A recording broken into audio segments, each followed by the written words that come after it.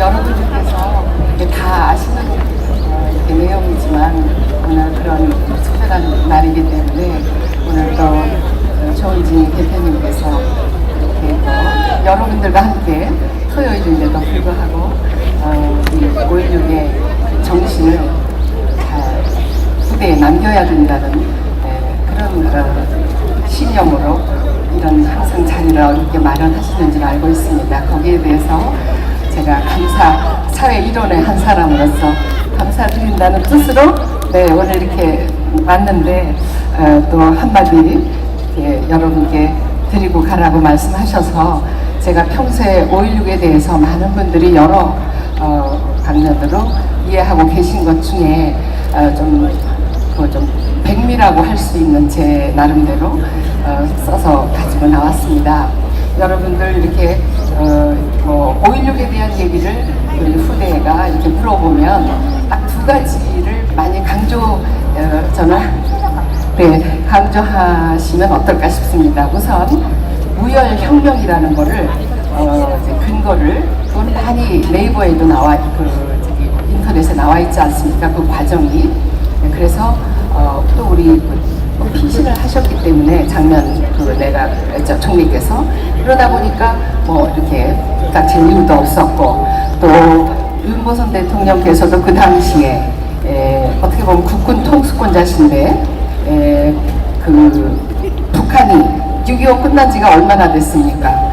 그러니까 그 악몽이 되살아나는 상황에서 미군 고위급 고문관이나 이런 맥그루드 장군이 이거는 갑자기 일어난 일이기 때문에 빨리 반란군을 나가야 된다 이랬을 때 내란으로 되면 오히려 북한을 돕는 게 되니까 그러지 말라고 하신 그런 일들이 일련에 이걸 어떤 충돌 없이 잘 지나가는 그런 상황이 돼서 정말 어떤 신의 손길이 있지 않았나 생각합니다. 그래서 이제 그런 무혈혁명에 대한 얘기를 특히 제가 어디서 더 강조를 드리고 싶으냐면 제가 1995, 6년도에 제가 어떤 제안을 받았느냐 하면 그 남미를 왔다 갔다 하시는 분이 그 당시에 그 피노체트 아우구스투스 하여튼 피노체트 대통령이라고 유명한 군 출신의 그분도 혁명을 했는데 그분이 연세가 이제 들어서 그 당시에는 그랬습니다. 저한테 2007년도까지 국군 통수권을 좀 유혈 사태가 있었지만 혁명 과정에서 그 당시에 남미에서 가장 GDP가 높은 나라로 만들었기 때문에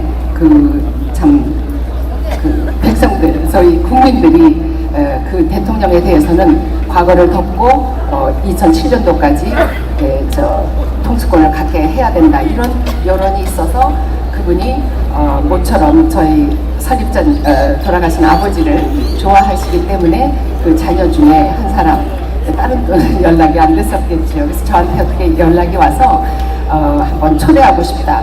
그런데 이제 그때 마침 어떤 일이 있었느냐면 미국의 카터 에커트 교수라고 지금은 그분의 성함을 밝혀도 될 것 같습니다. 그분이 이제 한국에 나오셔서 여러 가지 좀 활동을 하시다가 저하고 만날 기회가 있었습니다. 그래서 같이 4-3 사람이 만났는데 제가 이렇게 초대를 받아서 LA에서 그분의 전용기를 보내면 칠레로 간다든가 이런 얘기를 했더니 이분이 그냥 정말 우리말로 그 쌍지팽이를 짚고 나서시면서 박근영 씨는 절대 그 초청에 응하면 안 된다. 그래서 왜 그러십니까? 그분은 하버드 대학교의 한국학 과장이세요.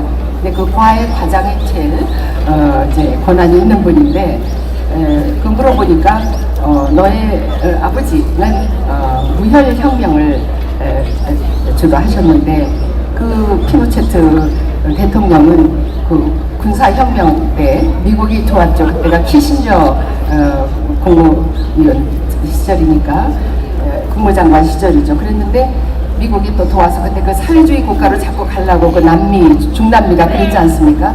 그래서 그때는 이제 공산진영과 자유진영이 이렇게 되어 있는 상태니까 그런 걸 막기 위해서 미국이 좀 지원을 했는데 그 되는 과정에서 제가 정확한 숫자를 몰라서 여기선 다 말씀 못 드리지만 수많은 사람들이 이제 그 희생자 희생자가 났다. 그런 유혈 사태를 일으킨 그런 혁명을 통해서 또 대통령을 한 분이 초대하는데 박근영 씨가 간다는 건 좀 돌아가신 분들에 대한 또 생각을 해봐야 되지 않느냐. 그리고 이렇게 강력하게 또 말리시는 거예요. 그래서 제가 그때 무혈혁명이라는 거에 대한 가치를 더 깊이 생각하게 됐습니다. 그러니까 여러분 자신 있게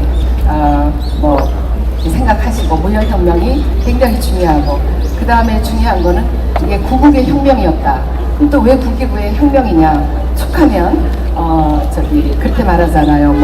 헌정을 중단시키고 정치 발전을 후퇴시키는 아주 문제의 이제 그 혁명인 것 같이 쿠데타로 말을 하는데 저는 어떻게 이해했냐면 김일성이 이 군부 쿠데타가 일어났을 때 무릎을 치면서 정말 후회를 정말 우리가 먼저 손을 썼어야 되는데 하고 무릎을 쳤다고 해서 그 정도로만 알고 있었습니다. 제2의 남침을 도모하려다가 이제 4.19 의거 직후에 너무 극한적인 우리 난맥상이 있었지 않습니까? 데모로 시작해서 데모로 끝나고 우리 땅이 어떤 땅인데 빨치산 유족회가 다 나서서 데모를 하고 또 민생 치안을 돌봐야 되는 경찰들이 모두 그냥 국회의사당 앞에서 연좌 데모를 하고 초등학생까지 데모를 하는 이런 시대였기 때문에 굉장히 사회상이 혼란한 걸 알고 김일성이는 분명히 자중진환이 계속 무르익으면 그냥 우리가 손 안 대고 코 푸는 식으로 제2의 6.25는 쉽게 내가 적화통일할 수 있을 것이다. 이렇게 이제 생각을 하고 있는데 분이 나섰죠. 그랬기 때문에 좌절된 것만 생각을 했는데 이번에 우리 조 대표님께서는 다 알고 계시죠. 정치권에 계시니까. 그래서 그런 문화일보 2013년도 1월 18일자 김일성이가 푸자노프라고 하는 유명한 정치가이자 외교관이 있습니다. 당시 북한 대사가 1960년도 4월달에 4.19 직후에 너무 혼란한 틈을 타고 가만히 있으면 공산주의가 아니죠. 그래서 그 사람들이 소련을 얻고 제2의 남침을 도모했던 아주 문서, 기록 그거에 대해서 어떤 단체까지 만들어가지고 하려고 이제 다 아주 자신만만했다가 이제 군인이 나섰기 때문에 이게 이제 좌절된 거에 대해서 자세하게 그래서 이건 구국의 혁명이다. 이렇게 구국의 혁명을 놓고 또 우리가 헌법학자분은 어떻게 얘기를 하고 있느냐면 헌법학자들이 그분의 표현으로는 괜히 눈치를 보느라고 요즘 작용화된 어떤 그런 정부의 작용화라는 얘기는 르피가로지, 르몽드지라고 하는 프랑스의 메인 언론에서 다뤄진 것입니다. 노무현 대통령이 딱 당선되고 나니까 지금 대한민국은 좌파 정권이 이제 이번에 집권을 하게 된다. 이렇게 8시간마다 YTN에서 띠뉴스로 방송하는 걸 제가 그 당시에 본 기억이 나는데 세계가 인정하는 좌파 정부 아니었습니까?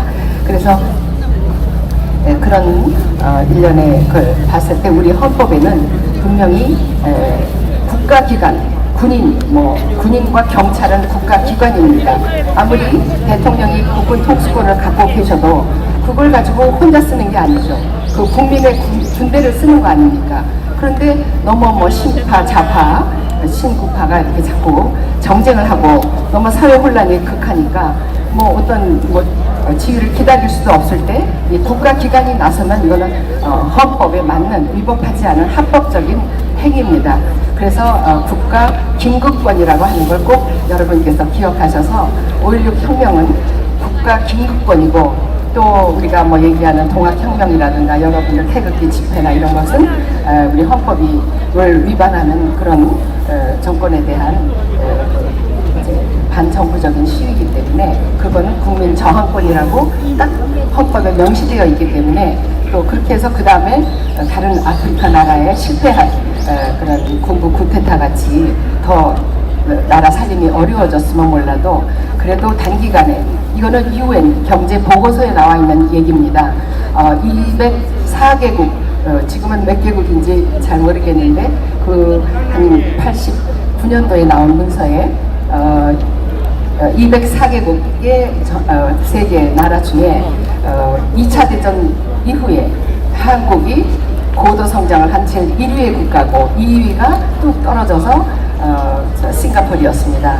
그래서 여러분들께서 그런 것을 꼭 아까 구국의 혁명, 또 무혈혁명, 또 헌법에 보장하고 있는 국가 긴급권, 군대가 나섰기 때문에, 그리고 거기에 이렇게 보시면 뉴스 같은 데 보시면 은인자중한다고 그러죠. 은인자중이라는 뜻 자체가 뭔가 지금 알고 있는데 이걸 어떻게 터뜨리지도 못하고 손도 못 쓰고 깝깝하게 있는 그 뭐 분개심을 폭발하지 못한다든가 그 은인자중하던 군이 나선 거죠. 그러니까 군대는 미국의 고문관들도 와 있고 도저히 이 혼란함을 한국 정부가 잘못하면 우리가 또 다른 신탁 통치로 들어갈 수 있는 위기를 우리가 이 군사혁명으로 잘 공연했다는, 일으켰다는 그거를 여러분께서 좀 다음 세대에 잘못 알고 있으면 꼭 지적해 주시기를 바랍니다. 제가 짧은 제가 알고 있는 부분을 말씀드렸지만 다음에 조금 더 공부해서 여러분께 알려드리겠습니다. 감사합니다.